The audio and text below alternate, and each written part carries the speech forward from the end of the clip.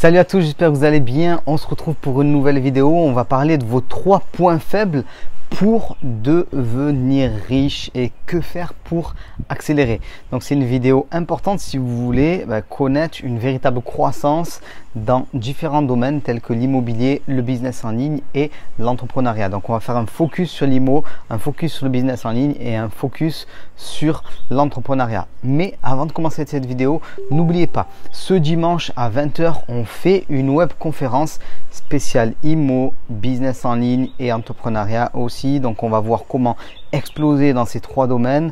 Vous le savez, depuis quelques jours, j'ai décidé de vous permettre d'accéder à toutes mes formations en un seul pack et on va parler de ce que vous pouvez faire pour exploser. C'est ma dernière web conférence avant l'été, avant la rentrée de septembre, voilà. Donc on est en direct comme d'habitude, vous pouvez me poser des questions ainsi de suite. On est vraiment là pour échanger. Donc on se retrouve ce dimanche à 20 h. Vous avez le lien pour vous inscrire, c'est gratuit en description et on commence tout de suite. Alors je vous ai parlé des 3 points faibles pour devenir riche, pour accélérer. Alors déjà on va parler du point faible 0 avant de s'intéresser aux 3 choses que 99% des gens ne font pas correctement. Le premier point faible, le point faible 0, j'ai envie de dire, c'est que souvent les gens utilisent des mauvais leviers. Ils font des mauvais choix. Par exemple, ils vont mettre trop d'argent dans la crypto. Genre dernièrement, on a eu un stablecoin. Donc ces cryptos qui sont censés être stables en théorie par rapport au dollar notamment, qui s'est complètement craché et qui a perdu toute sa valeur. Il y a des gens qui ont investi dans des NFT, qui ont perdu tout leur argent. Il y a des gens qui ont voulu se spécialiser dans les paris sportifs et ça n'a pas marché, ainsi de suite. Ça peut paraître débile de dire ça, parce que quand quelque chose crache, quand quelque chose tombe à 0, on se dit, on dit oui, je te l'avais dit, ainsi de suite. Mais les stablecoins, tout le monde y croyait, NFT pareil, paris sportifs, certains osaient y croire, ça moi j'ai jamais compris, j'ai jamais fait un seul pari sportif de ma vie, mais je sais qu'il y en a qui y croient, ainsi de suite. Donc déjà la première chose, c'est de choisir quand même les bons leviers. Donc c'est pour ça qu'on va faire le point sur 3 leviers très importants et on va commencer par l'immobilier. Bon, la principale caractéristique et force de l'immobilier, n'oubliez jamais, c'est l'effet de levier du crédit. Voilà, donc on va faire un lien avec ça. Si vous ne devenez pas riche, si vous n'allez pas assez vite, c'est parce que vous ne faites pas ce qu'il faut à ce niveau-là. Donc il y a un effet de levier qui est extrêmement important. Voilà, tout le monde peut se lancer en immobilier. Vous le savez, tout le monde peut démarrer avec 0 puisque vous pouvez prendre un crédit sur 20 ans et c'est le locataire qui va payer. En plus de ça, ça vous fait une épargne forcée, ainsi de suite. Je pense que si vous êtes sur cette chaîne, vous savez de quoi je parle. Mais le véritable problème, ce qui fait que aujourd'hui vous, je fais exprès de dire vous, parce que ça concerne beaucoup de personnes, ne réussissez pas à exploser en immobilier, c'est que vous ne visez pas assez haut et vous n'avez pas des assez gros objectifs. Par exemple, faire 10 appartements en 10 ans devrait être l'objectif minimum de la plupart des gens. Maintenant que vous êtes formé, maintenant que vous savez comment faire, ainsi de suite, parce que quand on commence, on ne sait pas qu'on peut faire ça. Moi-même, quand j'ai commencé en immobilier, mon objectif c'était d'acheter un garage par an pendant 10 ans pour avoir un SMIC. Donc ça, c'est un petit objectif et je ne pouvais pas exploser en immobilier tant que j'avais ces objectifs-là. Donc j'ai dû passer par une phase d'apprentissage et après, quand j'ai eu confiance en moi, quand j'ai vu que ça marchait, quand j'ai vu qu'il y avait la possibilité de prendre du crédit et d'avoir une croissance exponentielle, c'est là que j'ai explosé. Et c'est à ça que je veux en venir. Vous devez aller vers la croissance exponentielle. C'est extrêmement important. D'ailleurs, j'en parle dans un séminaire que je vous offre. Vous devez avoir sûrement le lien en description. Je vous laisse regarder. Je vous parle de la croissance exponentielle et comment je suis passé de 0 à mes 40 premiers biens immobiliers. Et ce que vous devez comprendre, c'est qu'acheter par exemple 10 appartements en 10 ans, en fait, c'est pas beaucoup. Pourquoi c'est pas beaucoup? Parce que vous pouvez avoir le plan suivant. Un appartement la première année. Est-ce que pour vous, c'est faisable de faire ça? Je pense que oui. 2 appartements la deuxième année. Vous dites, ouais, bon, j'ai réussi à en faire un, je peux en faire 2 autres l'année d'après. Puis vous faites une année de pause, où vous stabilisez vos finances. Et la 4e année, vous faites 3 appartements, c'est-à-dire que vous doublez ce que vous avez déjà. Puis vous faites à nouveau une année de pause, par exemple, et vous avez déjà 6 appartements, et vous en rajoutez 4 de plus, vous êtes arrivé à 10. Moi, c'est ce que j'ai fait, sans m'en rendre compte, c'est-à-dire que j'ai enchaîné pendant 18 mois, je faisais une petite pause, ou en tout cas j'achetais moins, puis le temps de stabiliser mes finances, de récupérer de l'argent, de finir les projets, ainsi de suite. Vous pouvez aller plus vite bien sûr, hein, mais ça c'est un mode pépère quoi, 10 appartements en 10 ans, c'est pas non plus une folie. Et puis après on remet ça hein, tout simplement, on continue ainsi de suite.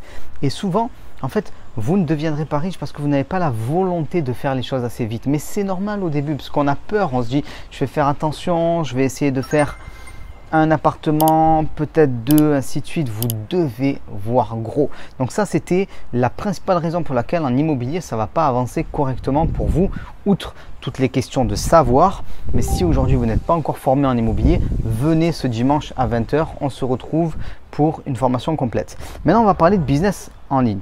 Bon, outre le fait de choisir des business models un peu à la con, parce que être influenceur, c'est pas un plan de carrière. Je dis pas que certaines personnes ne gagnent pas de l'argent, bien sûr, en étant influenceur. Mais c'est pas un plan de carrière parce que c'est pas accessible à tous en fait. C'est pas un business. C'est pas comme si vous faisiez par exemple du e-commerce. Tout le monde peut tenter du e-commerce demain. Voilà, c'est vendre des objets sur Internet. Mais être influenceur, c'est encore autre chose. Voilà. Donc, outre le fait de choisir des business models un petit peu à la con, il vous faut absolument vous lancer vers des modèles qui vont fonctionner. E-commerce, formation, e-learning, voilà, important. Et pourquoi ça ne fonctionne pas pour vous? Souvent, c'est parce que vous êtes victime du syndrome de l'imposteur. Quand on commence à passer dans l'entrepreneuriat, dans le business et ainsi de suite, il faut réussir à se mettre dans la peau, j'ai envie de dire, de l'entrepreneur, dans la peau de la personne mais qui va avoir des résultats, qui ose, qui fonce, qui peut proposer des produits, qui peut proposer des formations, qui va oser, peu importe là où il en est actuellement. Et ça, c'est extrêmement important. Donc, vous êtes souvent victime du syndrome de l'imposteur. Il faut corriger ce syndrome si vous voulez un jour, je dis devenir riche, c'est pour donner un ordre de grandeur, mais réussir en fait dans votre domaine. C'est extrêmement important. Et en plus de ça, en ce qui concerne le business en ligne, vous n'utilisez pas les bonnes bases. La plupart des gens pensent qu'il y a des business models magiques qu'on peut utiliser. Ah, ben, je vais faire un petit truc sur TikTok et ça va fonctionner. Ah, je vais faire un truc sur Snapchat, ça va fonctionner, ainsi de suite. Mais non, il y a une formule magique du business en ligne qui est le trafic fois la conversion fois le prix. Et vous devez appliquer cette formule. Vous devez augmenter votre trafic via les réseaux sociaux, via la publicité. Vous devez augmenter votre conversion via de meilleurs contenus, via des méthodes de vente, via votre capacité à convaincre. Et vous devez augmenter vos prix via votre branding, via aussi votre contenu et de nombreuses choses. Et quand vous augmentez votre trafic, vous augmentez votre conversion, vous augmentez votre prix, c'est là que vous allez exploser votre chiffre d'affaires. Par exemple, moi je considère qu'il est beaucoup plus difficile de vendre 1000 produits à 10 € que de vendre 10 produits à 1000 €. Et pourtant, ça produit le même chiffre d'affaires. Mais convaincre 10 personnes, c'est largement plus faisable qu'en convaincre 1000. Parce que, vous savez, dans la tête des gens, payer, c'est payer. Que ce soit 1 €, 10 €, 20 € ou 100 €, c'est payer. Et convaincre 1000 personnes de payer pour ce que vous faites, c'est moins évident que d'en convaincre 10. Donc, commencez un peu à réfléchir à ça. Il est peut-être temps de changer votre business model, d'avoir des prix plus élevés, ainsi de suite, d'augmenter votre conversion. Par exemple, pour augmenter votre conversion, si vous faites des prix élevés, vous pouvez faire des closings téléphoniques. Il y a beaucoup de méthodes pour faire les choses comme il faut. Et on en parle d'ailleurs dans GVI, c'est ma formation Gagner sa vie sur Internet. Maintenant, on va passer au troisième point en ce qui concerne l'entrepreneuriat. Voilà. Bon, je vais vous donner la recette en fait pour devenir riche quand on se lance dans l'entrepreneuriat. Déjà, premièrement, je vais vous décevoir, il n'y a pas de recette magique. C'est-à-dire qu'il y a un parcours et je vais vous parler de ce parcours. Il n'y a personne qui trouve une idée géniale et ça se vend tout seul et un produit et tout ça, ça ne marche pas. Même ce qui vous apparaît comme étant une idée géniale, ainsi de suite, il y a eu un tel travail en amont que en fait, ce n'est pas du tout une idée géniale, c'est juste du travail. Donc, déjà, vous devez commencer votre entreprise, votre business à côté de votre emploi actuel, sans virer votre emploi actuel. Ça vous permet de vivre. Vous commencez le soir, le week-end, vous faites votre business, vous faites reconnaître, vous faites des clients, vous préparez vos produits. Si vous voulez être formateur, vous commencez à préparer un webinaire. Vous faites ce qu'il faut dans votre business. En parallèle, vous investissez en immobilier. Ça, je peux vous le dire. Quand vous allez lâcher votre emploi, il y aura quelque chose qui va vous sauver, je vais vous en parler, mais l'immobilier va aussi vous sauver. C'est important. Donc en parallèle, vous avez votre emploi, vous gardez votre emploi, vous vous lancez en immobilier de manière à prendre de l'argent en banque et créer du patrimoine. Super important.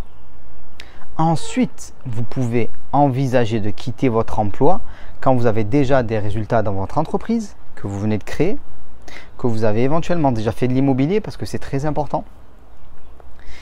Et là, vous allez pouvoir bénéficier d'une allocation pour les personnes qui créent une entreprise pendant 2 ans, en tout cas si vous êtes en France. Et donc vous allez pouvoir vous lancer correctement sans avoir la peur, la pression et pouvoir faire les choses comme il faut. C'est-à-dire que vous allez pouvoir utiliser l'argent que vous gagnez pour réinvestir dans votre entreprise et vous n'allez pas consommer ça juste pour vivre.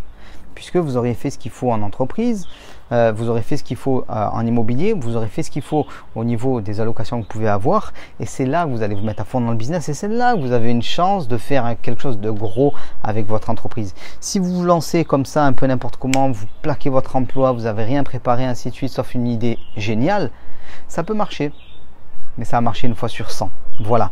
Donc je voulais vous faire ce point par rapport aux 3 levier important, l'immobilier, le business en ligne et les points faibles en fait que la plupart des gens ont pour pouvoir réussir. En fait, j'ai mis devenir riche, mais c'est réussir et peut-être un jour devenir riche, en tout cas accélérer. Et si vous voulez accélérer, n'oubliez pas, ce dimanche, webconférence en direct, c'est la dernière, immobilier, entrepreneuriat et business.